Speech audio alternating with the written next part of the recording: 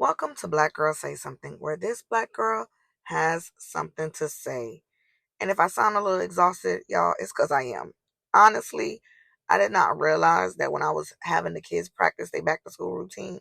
Honestly, I did realize I actually was practicing my back to school routine, but honestly, I really needed to practice my back to work routine because I did not realize that the course that I took up to teach was going to take so much out of me because I'm teaching twice a week for 4.5 hours. uh I'm I didn't realize it was gonna be so much. While I love teaching, I love the content that I'm teaching, I love the student population that I'm teaching now. um and I kind of spoke this over my life that I didn't want to do undergrad anymore, and I actually wanted to do vocations, because in the vocations you're going to get people who already have some sort of work experience and coming in, and give or take there's always like one or two who've never been to college and this is their first time entering into a vocation. But for the most part, teaching the vocation does give you kind of like the alternative learner, the alternative student. So I really really like it. But this black girl has having something to say. Yeah, I'm saying a lot. So I'm teaching for 4.5 hours with like maybe a 20-30 minute break, maybe like a 5 minute bathroom break in between. But the cohort of students that I'm teaching, they are enthused. They want to get to know more about they're learning from my expertise. I'm teaching them. I'm giving them new knowledge so that they can draw from their previous experiences, so they can have something to associate it with. And it's just such an amazing experience. But this was the first week of back to school. And let me tell you, these kids are showing up so amazing for themselves. And I know it's just the first week, and it's not how you start, it's how you finish, but their start is definitely indicative of how the school year is going to go. I mean, they are getting up. They are doing what they got to do. They're making their lunch. They're coming to wake me up. My daughter gets up at 5:30. My son gets up at 6:30. I stagger their wake up time so I can have that individual time with them in the morning. If any mamas need that advice and you have multiple children, I highly recommend that if your time can permit it, have the oldest one get up earlier than everybody else so that they can have their time alone, their bathroom alone, or whatever, and then stagger it from there. If you have, and we have to get out the house by 7:25. So she gets up 5:30. In an hour, she's typically not ready. She has like a lot of skincare routine, a long skincare routine that she does.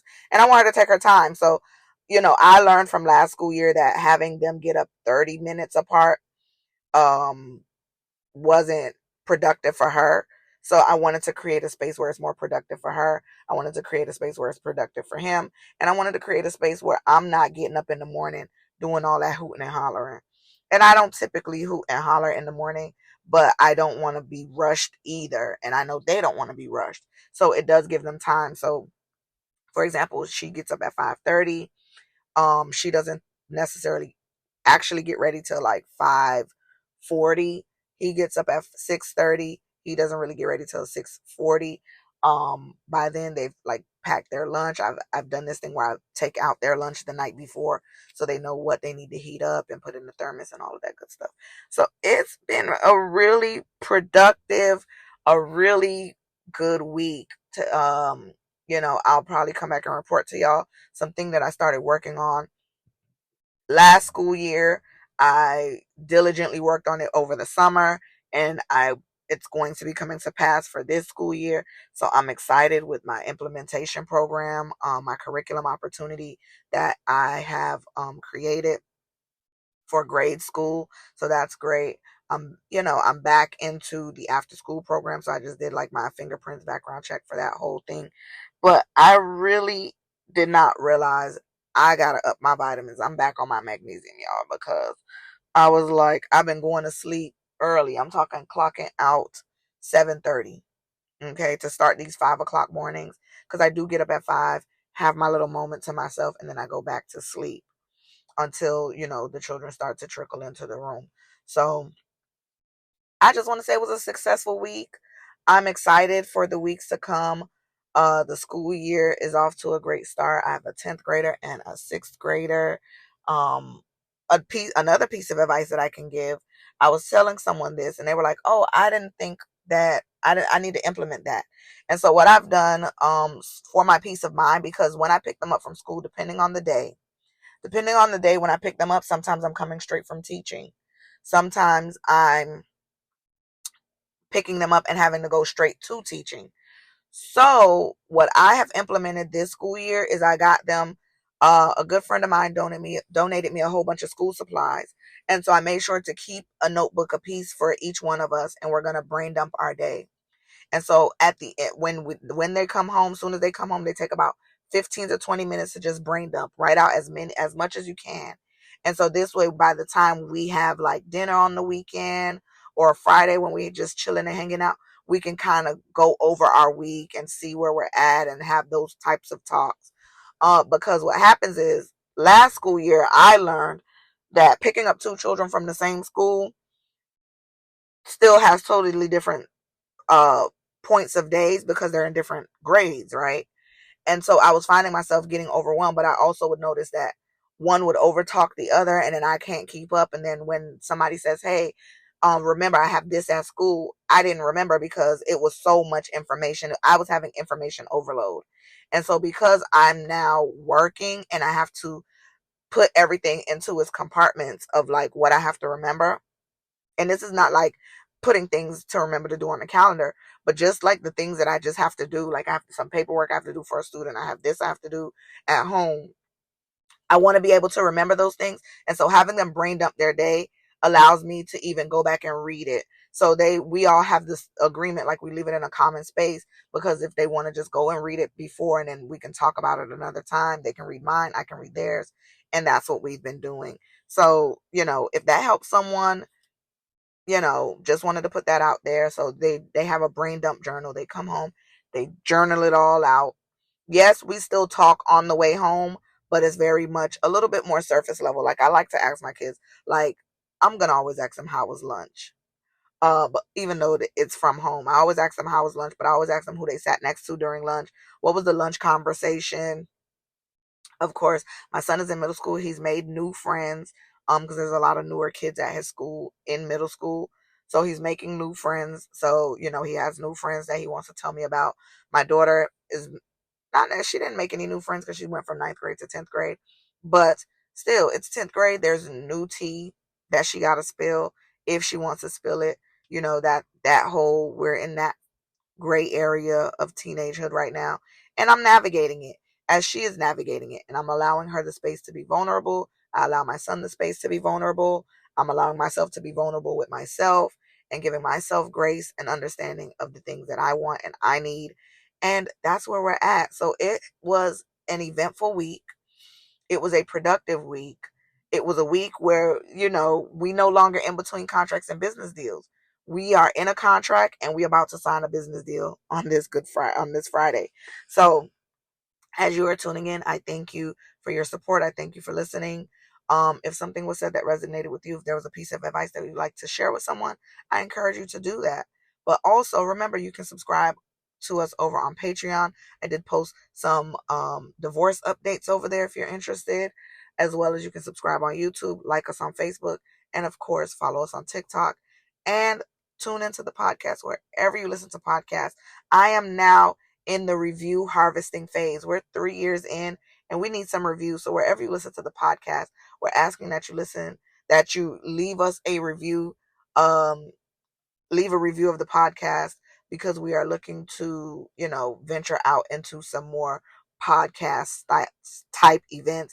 And I think at the 3 year mark, I'm working diligently at wanting to be recognized for the work and for the things that I have to say on this podcast. So that's why I'm asking for reviews. It is greatly appreciated. If you enjoy the podcast, I humbly ask that you leave a review at your convenience. Anywho, with that being said, you can tune into Black Girl Say Something every Friday, 1 p.m. Eastern Standard Time, wherever you listen to podcasts. And I don't know who this is for, but it's definitely for me. I've always known this, and I've always said it to myself. It's something I write in a journal and in my notes, and I text it to myself at least a couple times a day. At any given moment, things can turn around. any given moment, things can turn around for the best, because we know that they can turn around for the worst. But at any given moment, things can turn around for the best. Keep that in mind as we continue through the month of August. My son's birthday is next Tuesday. So definitely, if y'all want to send him a little something for his birthday, yes, and I will make sure he get it, because that's the kind of mama I am. And I'm grateful for my village. This week he went out. It was my youngest sister's birthday, and he and her celebrated their birthdays together.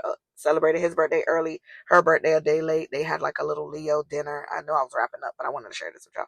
They had like a little Leo birthday dinner. She took him to get some crab legs, because y'all know that that young man love him some seafood, especially if he get an opportunity to do it and it's his birthday. He's gonna choose seafood every time because his sister's allergic. But he genuinely just loves seafood.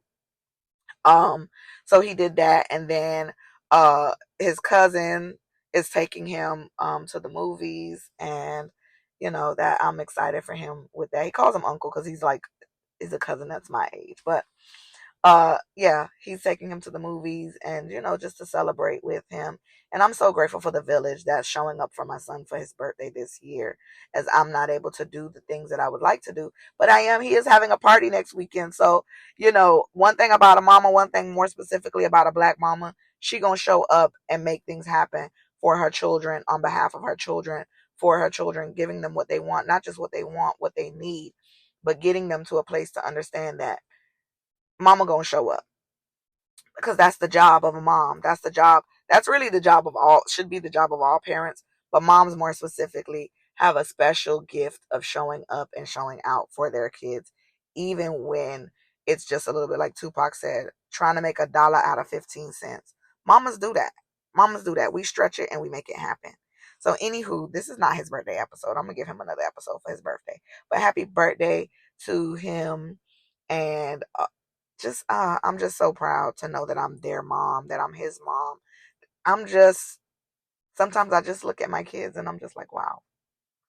Because time is such a measure. Having children is such a measure of time. You don't realize it, but having children is just such a measure of time. And seeing them, I think even people that work with children, like teachers, working with children is such a measure of time. One day you're a kindergarten teacher, and the next thing you know, they're graduating college. And interestingly enough, as my daughter they had their award ceremony last school year, coming out of ninth grade. We're still in contact with her teacher from VPK, who said, make sure you invite me to your high school graduation. So children are such a measure of time. And all you have to do is the time. They're children less time than they're adults. And enjoy that and be present. Until next time, thank you for listening.